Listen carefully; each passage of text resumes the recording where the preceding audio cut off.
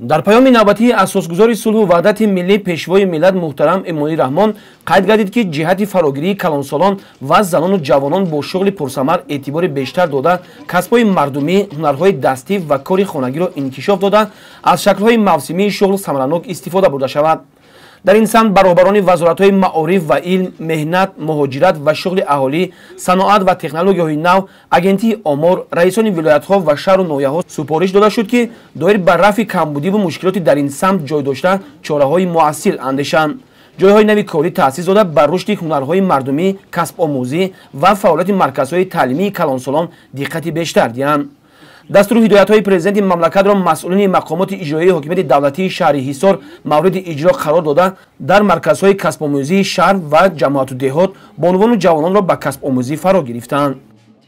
من مینادوری خودم را به پیشوای ملت محترم امامعلی رحمان میرسانم که امسال را سال رشد دهات و هنرهای مردمی اعلان نمودند و ما زنان صاحبکار از این فرصت استفاده برده چون سیخ‌های دویزندگی را ساخته به استفاده دادیم که در اینجا کورس‌های کوتاه تشکیل نموده 15 نفر زنان و دختران خانه‌نشین را با کسب‌ها با شهادتنامه تامین کردیم و هنرهای ملی خودمان را از خود نمودند. برای پس کردن سطح بیکاری اهالی از جانب ریاست اگنتی مهنت و شغل اهالی در شهر حصار در سال 2020 8 مرتبه یارمارکه شغل اهالی و وظیفه‌های آزاد گذرانده شد که در این چاره‌بینی زیاده از 50 تشکیلات و کارخانه با پیشنهاد جایهای کاری خالی اشتراک نمودند.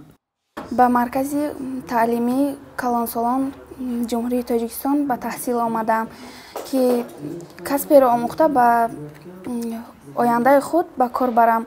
من شکرگزار از آن هستم که چنین شرایط ها رو به ما مهیا ساخته است. من کوشش میکنم که در آینده کسب آموخته به وطن خود خدمت کنم. با دستور سپارش‌های به واسطه غمخوارانه اساسگذار صلح و وحدت ملی است که امروز نفران بیشغل را ما به کسب آموزی جلب نموده کسب و هنر می‌آموزانیم.